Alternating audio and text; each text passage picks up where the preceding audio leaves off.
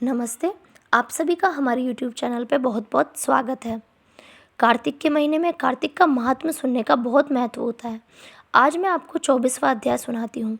राजा पृथु ने देवर्षि नारद जी से पूछा, नारद जी, आपने तुलसी के इतिहास, व्रत, महात्म्य के बारे में कहा है।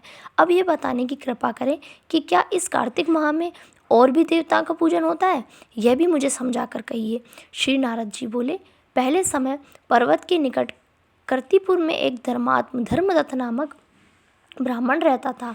वह भगवान विष्णु के सब व्रत करता था और आठों पहर उनकी भक्ति में तल्लीन रहता था।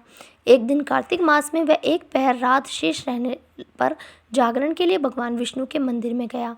वह हर प्रकार की सामग्री लेकर पूजा करने के लिए जा रहा था कि उसने मार्ग में एक बड़ी भयंकर राक्षसी को देखा, जिसके कि बड़े बड़े दांत थे, लपलपाती हुई जीभ थी, बड़े बड़े लाल लाल नेत्र थे, जिसका शरीर नंगा था, मांस रहित था।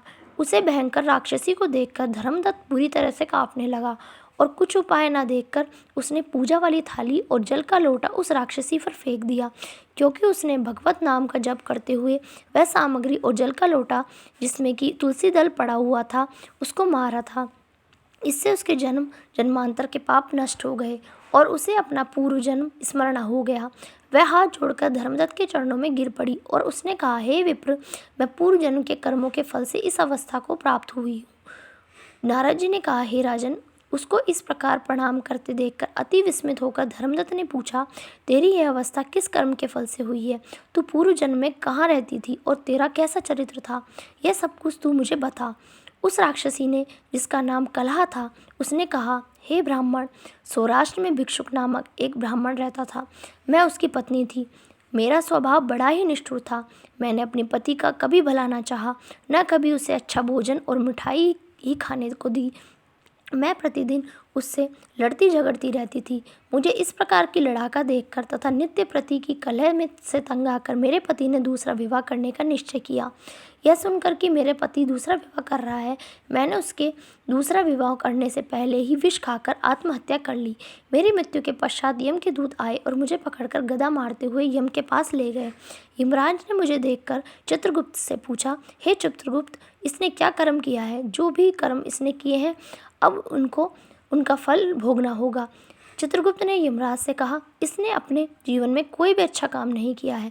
यह सदा अपने पति को खराब भोजन देकर आप सदा भोजन अच्छा खाती रही, इसलिए यह अब विष्ठा खाने वाली होगी।